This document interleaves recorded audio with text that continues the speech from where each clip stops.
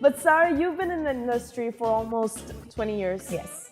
That's a long, long time. You've invested time in it. What sets you apart from other brands, other fashion designers? What is it? Sumi, you've known me, I think, for many, many years. Yes. I was a fresh graduate from London. I did my fashion design there. I came back. I joined my partner, Sabah, and we created a label.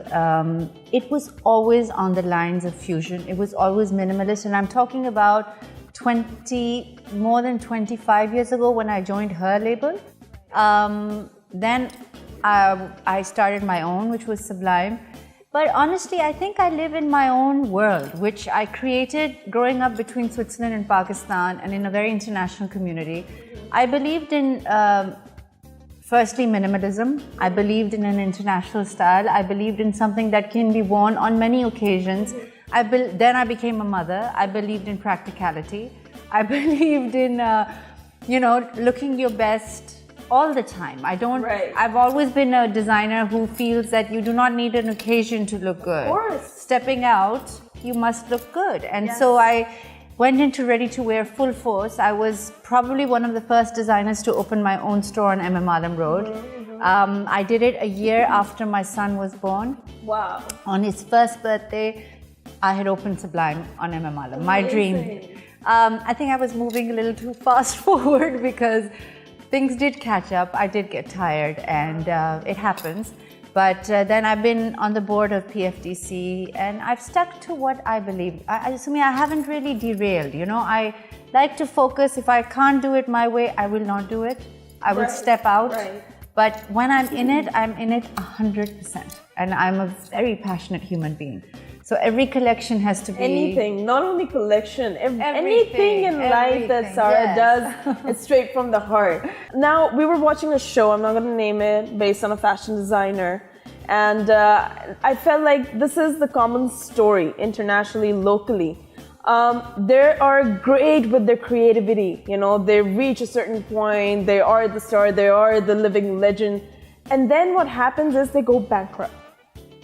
So you being a student of apparel merchandising, उसमें business, fashion दोनों सिखाया जाता है. Absolutely. And how do you keep track कि मैंने business भी करना है, मैं fashion designer भी हूँ? Because I see a lot of people who have so much potential to lose themselves. I'm so glad you've asked me this question because I used to do a few lectures here and there on fashion merchandise.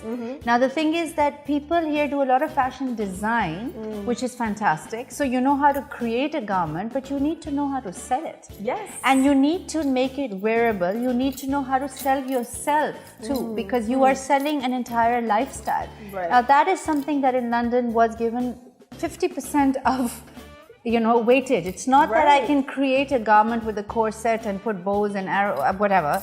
But it's the wearability of the garment, the sellability and the sustainability of your business. Sustainability in fashion is extremely important. If I go insane and put out a collection with every single ounce of my money, but there's no wearability, there's no sellability, I am not even accountable for it. It will not do well. Everything that I will make, I can support 100% with a backing. I will do exhibitions after that. I will create diffusion lines out of that. I will make it such that the design you've seen on the ramp can be worn at home. At home also.